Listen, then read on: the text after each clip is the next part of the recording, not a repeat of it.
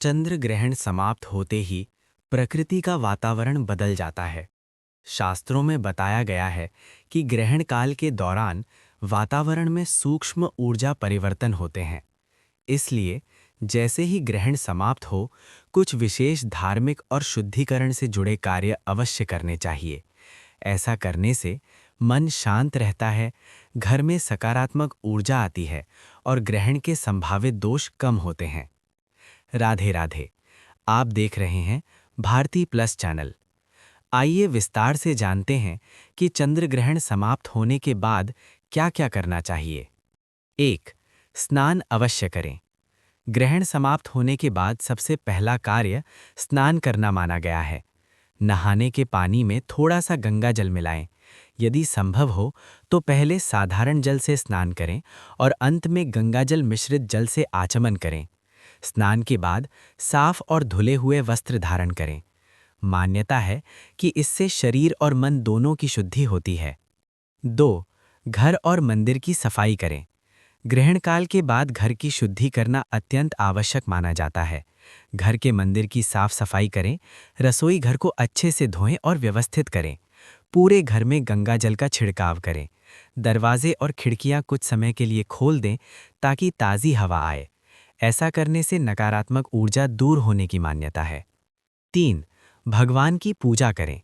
स्नान और शुद्धिकरण के बाद पूजा अवश्य करें।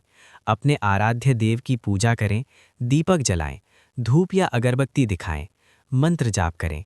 विशेष रूप से ओम नमो भगवते वासुदेवाय का जाप शुभ माना जाता है। पूजा करने से मानसिक शांति और सकारात्मकता मिलती है। 4. तुलसी पूजा अवश्य करें। तुलसी का पौधा घर में पवित्रता और सकारात्मक ऊर्जा का प्रतीक माना जाता है। तुलसी माता को जल अर्पित करें, दीपक जलाएं, 3 या 7 परिक्रमा करें। ग्रहण समाप्ति के बाद तुलसी पूजा करना अत्यंत शुभ माना गया है। 5. दान अवश्य करें।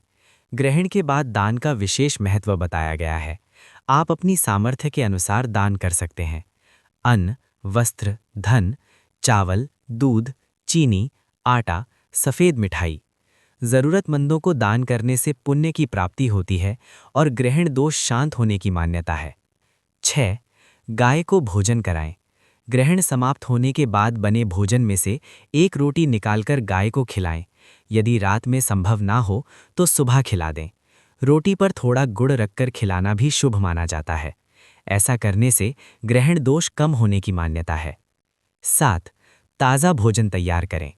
यदि ग्रहण से पहले भोजन बना हुआ था और उसमें तुलसी दल नहीं डाला गया था तो उसे ग्रहण के बाद नहीं खाना चाहिए। ग्रहण समाप्ति के बाद ताज़ा भोजन बनाएं, पहले भगवान को भोग लगाएं, फिर परिवार के साथ भोजन करें। यह स्वास्थ्य और शुद्धता दोनों दृष्टि से अच्छा माना जाता है।